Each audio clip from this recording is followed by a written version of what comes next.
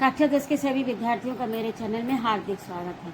आज मैं उपस्थित हूँ आपकी संस्कृत पद्य प्यूषम का द्वितीय पाठ वृक्षाणाम चेतनत्वम लेकर। तो आइए पाठ का पहले परिचय देखते हैं, उसके बाद पाठ प्रारंभ करते हैं। ये पाठ महाभारत के शांति पर्व के 184 में अध्याय से लिया गया है। इस पाठ में दर्शाया गया है कि वृक्षों में भी इतर प्राणियों के समान चेतनता है, यानी उनमें भी चेतना शक्ति है। वे भी सुख दुख का अनुभव करते हैं, अतः उनके साथ भी मनुष्यों को सद्व्यवहार करना चाहिए। इससे महर्षि भरद्वाज प्रश्नकर्ता और इसमें महर्षि भरद्वाज जो हैं वो प्रश्न कर रहे हैं, कर्ता यानी कर रहे हैं, और महर्षि भृगु समाधान करता है, अर्थात उनके प्रश्नों का समाधान कर रहे हैं, अर्थात उत्तर दे रहे हैं। तो आइए पाठ प्रारंभ करें। भृगु उवाच। भृगु कहते हैं, अमिता नाम महाशब्दो यान्ति भूतानि संभवम् ततस्तेषां महाभूत शब्दो अयम उपपद्यते। यानी महाभूत शब्द सर्वथा उपयुक्त है, उचित है प्रयोग करने में। किनके? अमिता नाम, अमित यानी जिसकी कोई सीमा न हो, अर्थात असीमित पदार्थों के लिए महाभूत शब्द का प्रयोग सर्वथा उचित है। महाशब्दो यान्ति भूतानि संभवम्, ये महाशब्द जो है वो असीमित पदार्थों के लिए प्रयोग होता है। यान्ति भूतानि संभवम्, जिनसे भौतिक पदार्थों की उत्पत्ति होती है। अब ये असीमित पदार्थ कौन से हैं? जिनसे भौतिक पदार्थों की उत्पत्ति होती है। तेषाम महाभूत, उनके लिए ये महाभूत शब्द सर्वथा उचित है प्रयोग करना। उनके लिए सर्वथा ये महाभूत शब्द उचित है प्रयोग करने के लिए। चेष्टा वायु खम आकाशम ऊष्म अग्नि सलिलम द्रवा पृथ्वी चात्र संघाता शरीरम पांच भौतिकम। यानी चेष्टा, जो शरीर में चेष्टा होती है वह किसके द्वारा होती है? वायु के द्वारा। शरीर हिलता डुलता है, उसमें किसका अंश है? वायु का। खम आकाश, और ये खम कहते हैं आकाश को। जो खोखलापन है, खम का अर्थ खोखलापन, जो खोखलापन है वह आकाश का गुण है। ऊष्म अग्नि, जो शरीर में गर्मी है वह अग्नि का तत्व है। सलिलम द्रवा, और जो शरीर में रुधिर आदि प्रवाहित होता है, जो द्रव के रूप में शरीर में पदार्थ है वह पानी का स्वरूप है। पृथ्वी चात्र संघाता, और जो ठोस पदार्थ है, जो ठोस है, शरीर में जो ठोसपन है वह क्या है? पृथ्वी का भाग है। शरीरम पांच भौतिकम, इस प्रकार शरीर ये पंच भौतिक तत्वों से बना है। कौन कौन सा? वायु, आकाश, अग्नि, पानी, पृथ्वी। तो ये इस प्रकार से पांच तत्वों से ये शरीर बना हुआ है। अमिता नाम महाशब्दो यान्ति भूतानि संभवम्, जिनके द्वारा अमित यानी असीमित पदार्थों के लिए महाभूत शब्द का प्रयोग करना सर्वथा उचित है, और वो उन पदार्थों से भौतिक पदार्थों की उत्पत्ति होती है। और ये अमित का अर्थ होता है असीमित, यानी जिनसे असीमित ऐसे पदार्थ जिनसे भौतिक पदार्थों की उत्पत्ति होती है, उनके लिए इस शब्द का प्रयोग करना सर्वथा उपयुक्त है। और चेष्टा, जो शरीर में चेष्टा आदि है वह वायु का गुण है। जो खोखलापन है वह आकाश का है। जो गर्मी है वह अग्नि का है।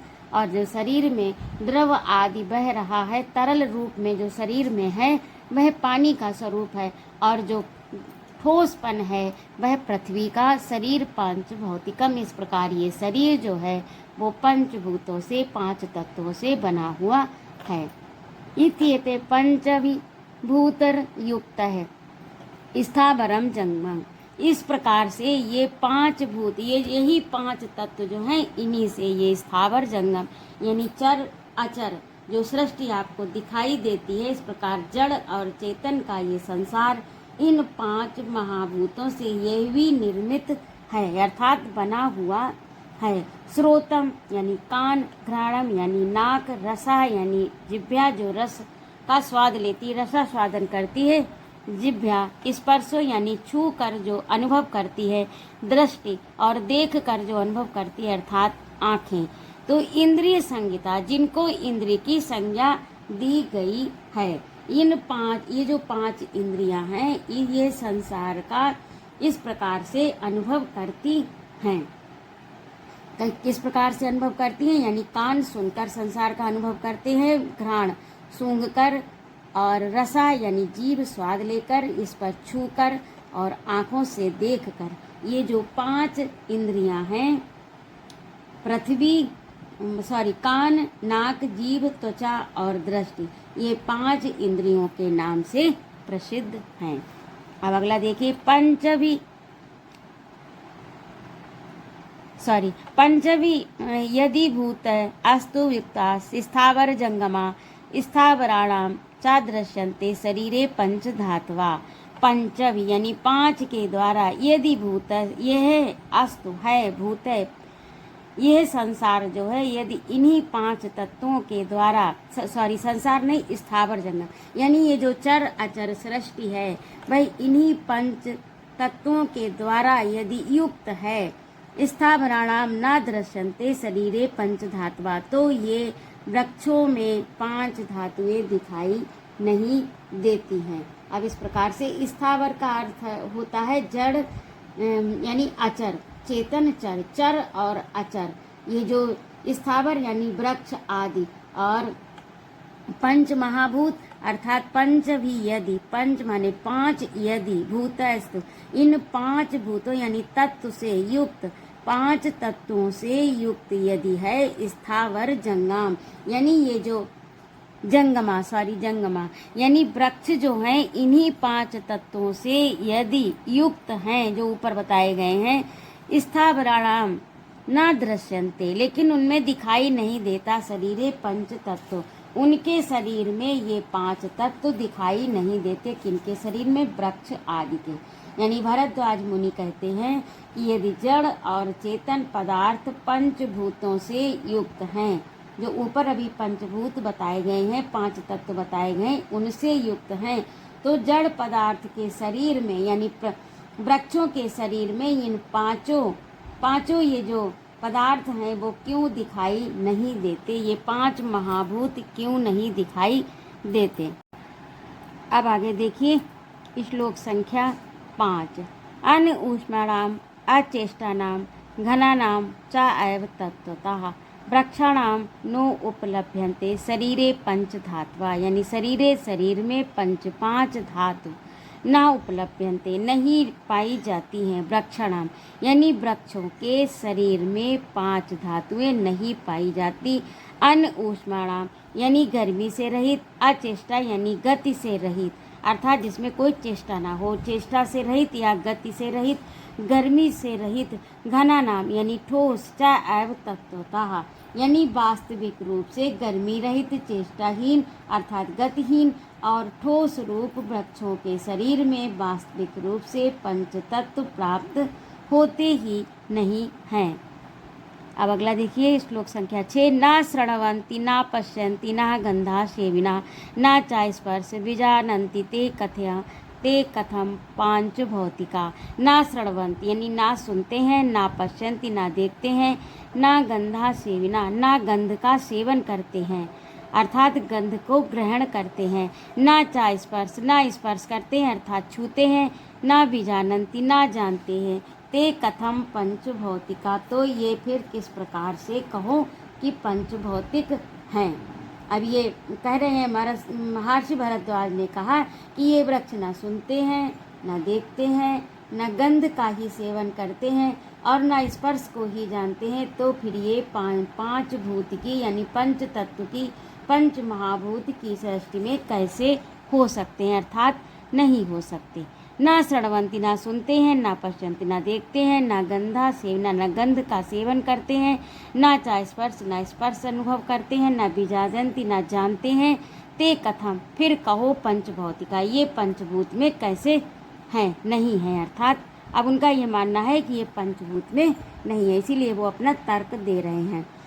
अद्रव तत्वा अग्नि तत्वादि भूमि तत्वाद वायुतः आकाशस्य प्रमेय तत्वादि वृक्षाणाम नास्ति भौतिकम। अब फिर से इसको एक एक करके देखिए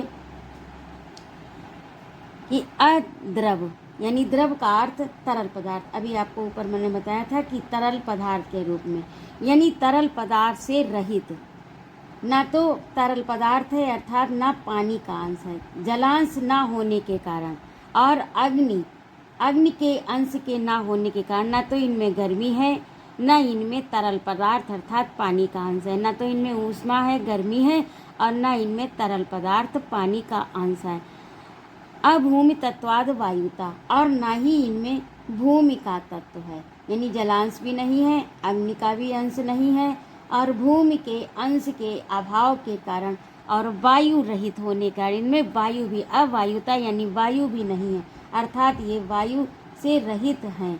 वायु रहित होने के कारण अब आकाश यानी आकाश तत्व के अप्रमेय होने के कारण यानी इनमें वह खोखलापन भी नहीं है जो आकाश का एक खालीपन है। खोखलापन अर्थात खालीपन, वह खालीपन भी न होने के कारण वृक्षाणाम नास्ति भौतिकम, ये वृक्ष जो है किसी प्रकार से पंच तत्व के मेल से इनका बनना सिद्ध नहीं होता, अर्थात ये किसी प्रकार से वृक्षाणाम वृक्ष नास्ति नहीं है भौतिकम, अर्थात ये पंच भौतिक तत्वों से बने हुए नहीं हो सकते, क्योंकि इनमें इन सब चीज़ों का अभाव है। अद्रव यानी पानी का अंश नहीं और अग्नि का अंश नहीं, इनमें भूमि का खालीपन नहीं, पानी का तरल पदार्थ नहीं, अग्नि की ऊष्मा नहीं, और भूमि का ठोसपन नहीं, वायु की गति नहीं, आकाश का अप्रमेय अर्थात आकाश का खोखलापन भी नहीं है, खालीपन भी नहीं है,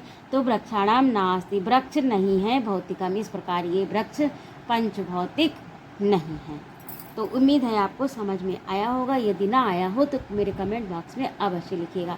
आप इन्हें 2-3 बार पढ़ेंगे, सुनेंगे तो फिर आपको आसानी से समझ में आ जाएगा। वैसे मैंने इसे बहुत ही सरल बनाने का प्रयास किया है। यदि आपको मेरा पढ़ाना अच्छा लगा हो तो कृपया मेरे चैनल को सब्सक्राइब अवश्य करें, लाइक और कमेंट करें तथा अपने मित्रों में शेयर करें एवं अपने सुझाव मेरे कमेंट बॉक्स में अवश्य लिखें। जय माँ भारत।